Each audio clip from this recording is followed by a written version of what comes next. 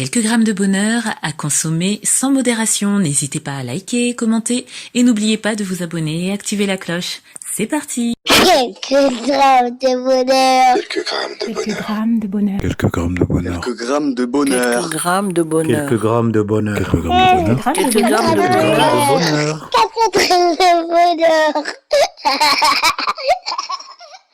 Bonjour ou bonsoir, quelle que soit l'heure, bienvenue à tous. Aujourd'hui, nous sommes avec Lidje Monet, qui a la quarantaine, qui est rappeur et qui réside à Noisy-le-Grand. Bonjour, comment vas-tu ? Bonjour, ça va très bien. Et toi ? Ça va bien, merci de nous faire le plaisir et l'honneur d'être avec nous aujourd'hui. Alors, tu résides à Noisy-le-Grand. Est-ce que par le plus grand des hasards, tu saurais comment s'appellent les habitants de cette ville ? Les Noiséens. Les Noiséens, je n'aurais pas dit, c'est joli. C'est tout un poème. Et en parlant de poème, tu es rappeur. Est-ce que tu peux nous dire exactement, même si a priori, on semble savoir, ce qu'est un rappeur ?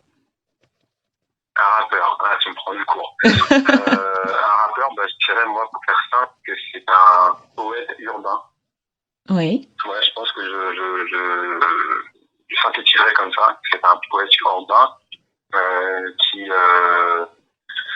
qui parle sur de la musique, de son environnement proche, des sujets qui le touchent et des causes qu'il revendique.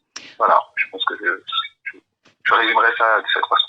Écoute, c'est très très bien résumé. Tu as mentionné le fait que c'était un poète, effectivement. Donc un rappeur, on peut le dire, est un artiste entièrement, complètement. Absolument. Et est-ce que tu pratiques depuis longtemps ? Oui, je pratique depuis longtemps. En fait, pour tout te dire, j'ai dû découvrir le rap, le mouvement hip-hop. J'ai dû le découvrir, je crois, à l'âge de 13-14 ans. Oui. Et ensuite, par le biais d'un de mes cousins, qui lui était déjà très au fait de ce qui se passait aux États-Unis. Et ensuite, j'ai dû commencer à rapper peut-être 2 ou 3 ans après, vers l'âge de 15 ans, pour m'amuser comme ça. Oui. Et ensuite, à le faire vraiment sérieusement, on va dire vers 25 ans. 25 ans, voilà, où j'ai commencé à me dire, je vais enregistrer ce que je fais et essayer de promouvoir. Et lorsque tu as sauté le pas, qu'est-ce qui t'a donné envie de continuer ? Le retour des autres, ce que tu ressentais quand tu le faisais ? En fait, ce qui donne à continuer quand on fait du rap, c'est déjà le fait de pouvoir exprimer ce qu'on ne peut pas faire forcément avec les mots de tous les jours. En tout cas, les échanges qu'on peut avoir avec les autres personnes. Donc, le fait d'être seul face à sa feuille et que là, on se dit ce que j'ai au fond du cœur, en tout cas, ce que j'ai envie d'exprimer, ça vient sur la feuille. Je peux le faire facilement, entre guillemets, parce qu'il y a quand même une recherche de mots, en tout cas, en ce qui me concerne, de mots pour le faire. Mais voilà, ce qu'on peut pas faire en parlant, on peut le faire en chantant, en rappant. Donc ça, déjà, je pense que public ou pas public, en tant que rappeur, c'est la première motivation, c'est ce qui donne envie de continuer à écrire et à exprimer ce qu'on a en nous. Donc voilà. Après, le public, ça vient aussi après, public élargi ou pas, mais c'est sûr que quand on a des retours de nos proches ou des personnes étrangères qui peuvent avoir un avis sur ce qu'on produit, ça aussi c'est bien sûr très encourageant. Oui, bien sûr, et j'aime beaucoup l'aspect que tu exposes parce que parfois, et ce depuis la création du rap, certaines personnes ont des a priori sur les rappeurs, beaucoup de clichés sur eux, alors que il est vrai que dans le rap, il y a une recherche de mots, comme tu le disais, donc de la lecture, de la culture, et ce sont des gens qui observent le monde, ce sont des gens qui sont au fait de ce qui se passe à leur niveau dans leur vie personnelle, mais aussi au niveau du monde. Donc j'aime beaucoup cette façon dont tu en parles. On en revient au fait d'être poète, et j'ai écouté à titre personnel quelques morceaux que tu avais, et je confirme, tu es un poète, vous pourrez vous-même aller le constater. Et où est-ce que tu peux nous dire où est-ce qu'on peut te voir, bien que je mettrai tous les liens en barre d'infos. Merci déjà pour le compliment, parce que c'est un compliment oui et non, parce que c'est un débat. J'ai vu dernièrement que c'était un débat, est-ce que les rappeurs sont des poètes? Ah oui? Pour moi, j'ai vu ça, ouais. Moi, je me positionne, comme tu l'as vu, et je te remercie parce que c'est un compliment, le fait de me ranger dans cette catégorie qui, au niveau de l'artistique, est une catégorie quand même assez, comment dire, c'est privée, on va dire. Oui, Donc voilà, je te remercie pour ça. je t'en prie. Ensuite, où est-ce qu'on peut me trouver? En fait, c'est sur mon site, Oui, un site internet, donc lij-monnaie.com. Et sur ce site, il y a les liens en fait qui renvoient à YouTube, Facebook, Instagram. d'accord. Comme je vous l'ai dit, cher auditeur, vous pourrez trouver tous les liens mentionnés sous la barre d'infos, donc n'hésitez pas. Et est-ce que le bonheur que tu vas partager avec nous a un rapport avec cet art ou pas du tout? Si, par rapport avec, je suis pas du tout dans la promotion de mon album, mais fort heureusement, le bonheur que je vais partager, il est en relation directe avec la musique. Oui, ce qui est quelque part logique, parce que toute création, un album pour un artiste, c'est un peu l'aboutissement aussi quelque part de ce qu'il fait. Donc cela me semble logique. Absolument. Ouais, et j'ai hâte d'entendre. Le bonheur ou l'album? Les deux. Les deux.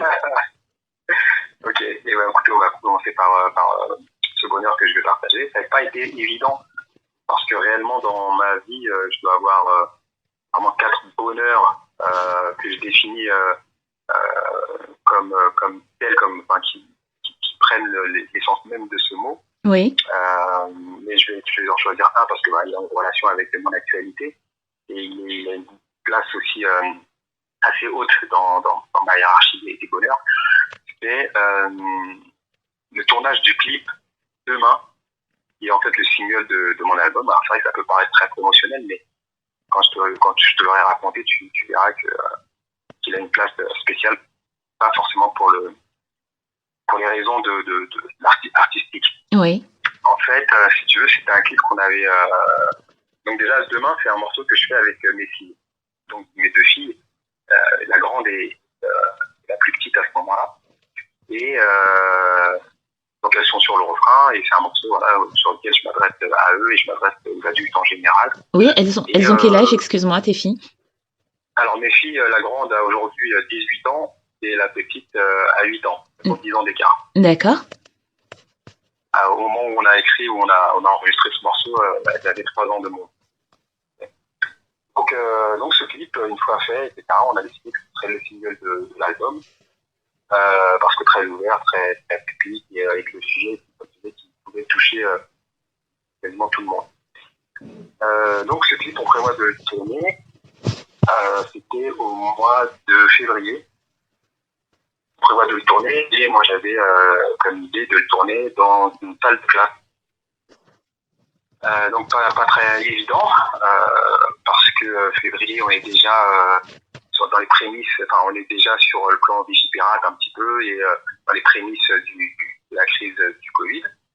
Et début mars, en fait, au moment où on prévoit de faire le tournage, tout est annulé parce que confinement. Oui. Donc un peu triste parce que il y avait forcément des intervenants qui devaient participer et que tout le monde est bloqué et donc on est obligé de reporter le clip à plus tard. Et en parallèle de ça, je ne t'ai pas dit, mais ma femme attend un bébé. Waouh, ça c'est une super nouvelle. Ouais. D'accord. Ouais, c'est clair. Donc à ce moment-là, elle attendait un bébé et du coup, on reporte le tournage du clip à dès que possible, quoi. Donc dès que possible survient au moment du déconfinement et le temps de tout réorganiser, etc. Et le déconfinement ne se fait pas de manière de manière évidente parce qu'il y a encore des appréhensions de tout le monde, qu'on ne peut pas se regrouper à plus d'un certain nombre de personnes, etc. Donc beaucoup de personnes intervenantes dans le clip sont un peu frileux.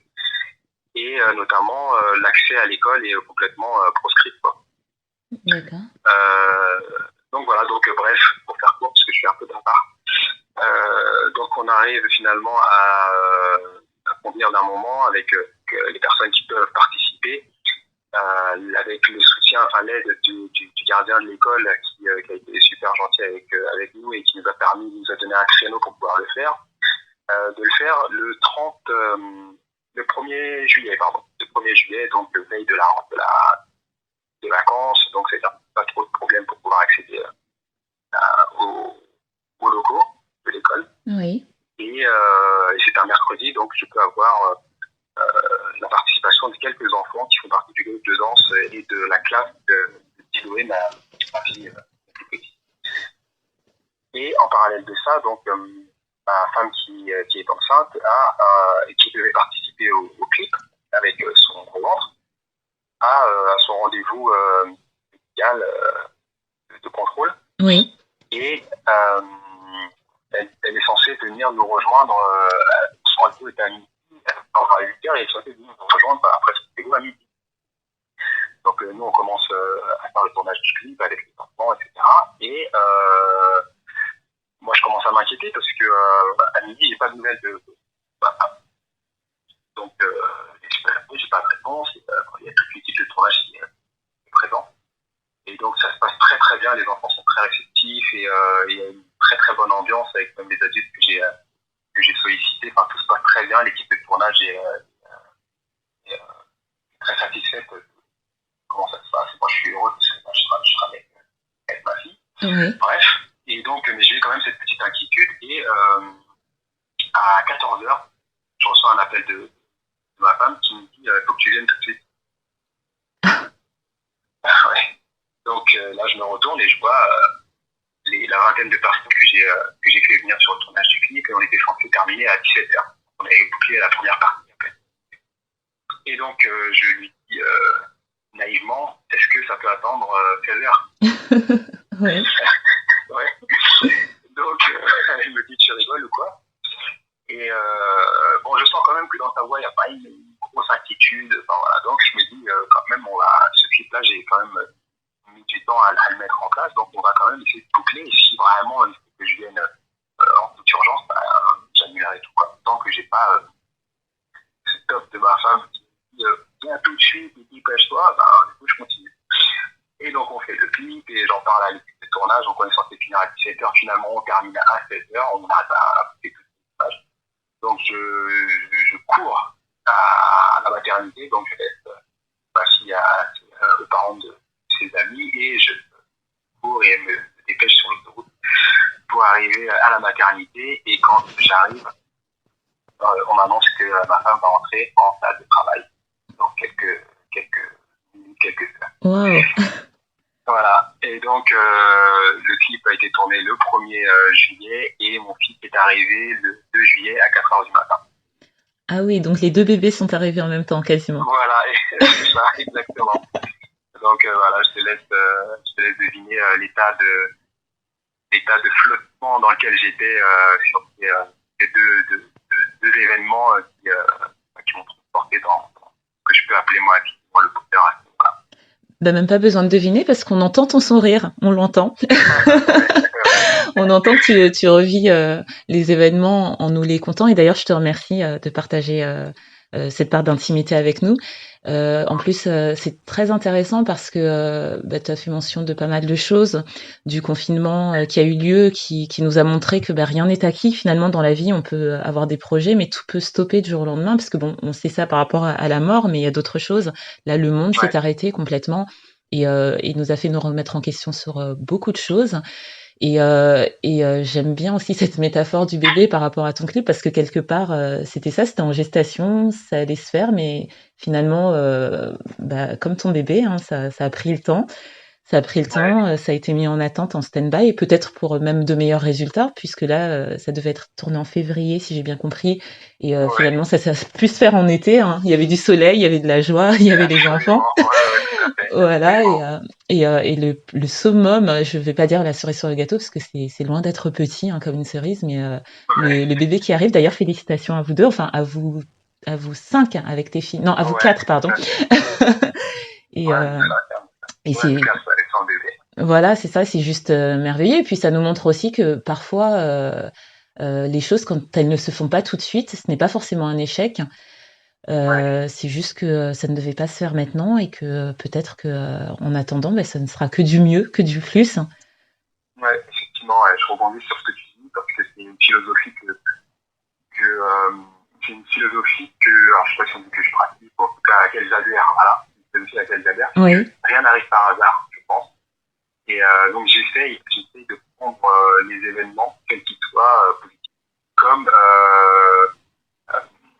comme des événements qui doivent faire en sorte que les choses arrivent. Donc forcément, ça peut peut-être ne pas aboutir sur du bon, mais en tout cas, c'est que si ça survient à ce moment précis, c'est que ça doit être ainsi et que derrière, j'essaie de positiver au maximum et que derrière, c'est un incontournable. C'est-à-dire que c'est pas la peine, inutile de lutter contre des événements qui arrivent, qui contrecarrent peut-être nos plans, parce que c'est une volonté divine, c'est une volonté de la nature de faire que ces événements arrivent à ce moment-là et que derrière, ça découle sur des choses qui vont être marquantes dans notre existence. Waouh, et c'est une très bonne philosophie de vie dans le sens où effectivement, parfois on se met martel en tête pour quelque chose, pour un événement qui nous prend la tête dans tous les sens du terme et qui peut avoir des conséquences même physiquement, qui peut rendre malade. Et avoir cette philosophie que tu as, c'est vrai que ça rend les choses plus légères. C'est relativiser tout simplement, prendre les choses comme elles viennent et en tirer des choses, des leçons. Et en faire quelque chose de constructif, c'est très bien. Et en plus, dans ton bonheur aussi, j'ai oublié de mentionner quelque chose qui m'a plu aussi, c'est le fait que tu aies pu partager cet art, cette passion qui t'anime, parce qu'on sent vraiment que c'est quelque chose qui t'anime avec ta fille, avec tes filles, parce que les deux étaient sur l'enregistrement, mais une était sur le tournage, c'est bien ça? Voilà, c'est ça, exactement. Wow, ça aussi c'était un bonheur, j'imagine. Et qu'est-ce que ça lui a fait, elle, enfin si tu le sais, d'avoir partagé ce moment avec toi, et toi, qu'est-ce que ça t'a fait de pouvoir partager ça avec elle? Écoute, elle, pour répondre à ta question, moi, je sais qu'elle en est très contente parce que dedans il y a ses meilleures amies. Dans le clip, c'est ses deux meilleures amies, Anaïs et Maëlle, qui ont participé, et du coup ça leur fait un souvenir de très ravi. J'espère aussi que c'était un moment de bonheur pour eux et que en revisionnant ce clip des années plus tard, ça leur fera revivre la situation dans laquelle ils étaient, ou en tout cas revivre l'amitié, le sentiment qui existe aujourd'hui. Donc là, à ce niveau-là, je pense qu'elle est contente parce que c'est ma première attachée de presse à ce niveau, puisque elle en parle à tout le monde. Et après, à mon niveau à moi, ouais, bien sûr. Alors, ma passion, je fais pas forcément en sorte qu'elle y adhère ou qu'elle participe. Elles sont, je pense, comme beaucoup de filles ou beaucoup d'enfants fans de leur papa, entre guillemets, mais en tout cas, elles sont un petit peu admiratives de ce que je peux faire et la réaction des gens quand elles en parlent et qu'elles disent que leur papa fait telle ou telle chose et qu'elles le montrent sur les réseaux, forcément elles sont contentes des réactions des gens. Oui. Donc moi c'est vrai que j'étais très heureux parce que c'est aussi un support matériel au-delà des photos ou autre, c'est un support matériel que j'ai de leur voix à ce moment-là, des voix qui ont déjà évolué. En 3 ans, la petite n'a plus du tout la même voix qu'aujourd'hui. Oui. Et pour ce qui est de ma grande, elle est plus tournée vers le piano. Elle avait le chant aussi, un peu comme moi, mais elle parle un peu plus vers le piano et plus en termes artistiques, vers l'accompagnement des artistes et autres. Elle n'a pas forcément souhaité apparaître à l'écran, puisque dans 3 ans, il y a beaucoup de choses à la tête du ado. Mais voilà, moi, c'était un bonheur parce que forcément, j'ai ce souvenir-là avec elle et l'enregistrement et les images avec. Tu disais que ton bonheur n'avait pas un but promotionnel, mais en tout cas, ça donne envie d'aller le voir. Donc, tu as dit que c'était un clip. Il est sur YouTube? Il est sur YouTube, ouais. Il s'appelle tout simplement Demain. Demain. J'ai Monet Demain, ouais. D'accord, n'attendez pas demain pour aller le voir. Vous cliquez sur le lien que je mettrai aussi en barre d'infos pour aller voir tout ça, parce que vraiment tu as une manière, tu vois, tu as aussi des dons de conteur, mais qui font partie du métier de rappeur. Je fais des rimes, peut-être que je devrais me lancer aussi. Et franchement, je t'encourage. Oh merci, et c'était non, je vais laisser ça aux vrais qui ont le don pour ça comme toi. Et c'était un bonheur d'entendre. Tu voulais partager un bonheur, mais finalement c'était une somme de plusieurs bonheurs. Donc Ouais, merci, effectivement. merci pour ça, merci pour cette vision des choses qui donne plusieurs pistes de réflexion hein, et plusieurs visions des choses à voir, à avoir et à revoir. Et en tout cas, si tu as d'autres bonheurs à partager avec nous, ce sera avec une énorme joie que je te recevrai à nouveau. N'hésite surtout pas. Très bien, bah écoute, je te remercie. Et ça a été également un plaisir, parce que je suis avec ma fille Eloé là, qui m'écrit des petits mots sur du papier et qui souhaite que je les dise dans l'entretien. Ah oui, avec Donc, plaisir. Alors attends, je vais te lire qu'est-ce qu'elle a mis. La maîtresse aime, tu le dis ou pas? Voilà. Ben écoute, Eloé, c'est Eloé ou Iloé? Eloé. Iloé, c'est très joli d'ailleurs. Ben, je t'invite à, quand l'entretien sortira, à Ouais. l'envoyer à ta maîtresse. Comme ça, elle pourra te le dire elle-même. Ah ouais, effectivement. Ouais, on fera comme ça. Je te disais que je te remerciais beaucoup pour ça, que c'est assez rare de pouvoir exprimer son bonheur comme ça librement et de se rappeler de ces moments parfois pas qu'on oublie, mais en tout cas auxquels on se rappelle pas, auxquels on ne repense pas aussi fréquemment et c'est dommage, ça fait vraiment du bien. Donc merci pour cette opportunité et pour l'intérêt que tu portes à ma musique et au rap en général. Oh, c'est vraiment gentil. Je te remercie encore pour la énième fois. Si Eloé d'ailleurs veut un jour passer dans un épisode, ce sera avec grand plaisir aussi. Hein. Et d'ici là, prends soin de toi, prends soin de ta jolie famille, prends soin de ton art, de ta philosophie de vie. Et je te dis à très très vite. Merci beaucoup. Je te retourne ces bonnes intentions. Prends soin de toi également. À très vite. Merci beaucoup. Et n'oubliez pas, vous autres, le bonheur aussi léger soit-il n'est jamais loin. Alors sachez le voir, vous en saisir et l'apprécier. À bientôt. Quelques grammes de bonheur. Quelques grammes de bonheur. Quelques grammes de bonheur. Quelques grammes de bonheur. Quelques grammes de bonheur. Quelques grammes de bonheur. Quelques grammes de bonheur. Quelques grammes de Quelques bonheur. grammes de bonheur. 4 grammes de bonheur. Également envie de donner un peu de bonheur en partageant le vôtre? N'hésitez pas à prendre un rendez-vous téléphonique avec moi pour une interview sur le lien suivant que vous trouverez également en barre d'infos. À très vite et n'oubliez pas de vous abonner. Merci.